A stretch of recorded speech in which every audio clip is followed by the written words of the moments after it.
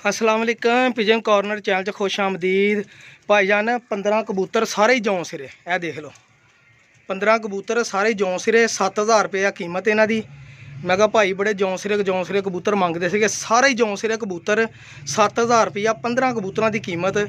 चंगे माड़े सारे तुहाडे इक्को घर दे कबूतर आ भाईजान, कोई वक्रियां वक्रियां छत्तां दे नहीं हैगे। देखो कबूतरां दियां कस्सां ते कबूतर देख लो अपने आप ही। मेरा भाई पसंद कर लो, जेह्ड़े नूं पसंद होण 0306 70 85 028 ते व्हाट्सअप करन। कॉल मुश्किल ही मिलनी आ, ठीक आ। तो व्हाट्सअप कर देन मैनूं। देखो कलसीरा कबूतर, ठीक है जी। कलसीरे ते जौं सिरे 2 कबूतर, 3 कबूतर कलसीरे कलदुंबे आ, बाकी सारे ही जौं सिरे कबूतर। तो माशाल्लाह कोई बीमार नहीं, ढिला नहीं।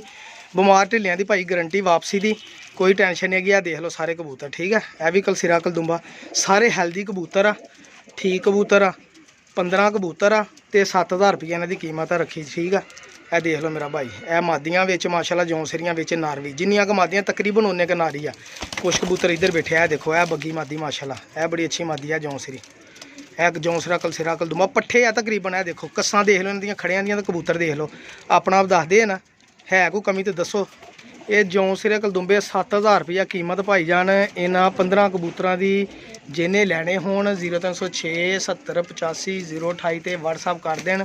जिन्हें पहले मैसेज किया, जिन्हें पहले राबता है, मेरा भरा उहदे कबूतर आ।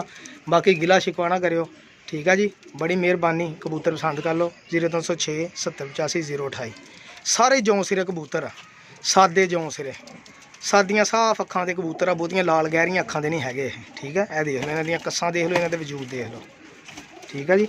मेहरबानी तुहाडी।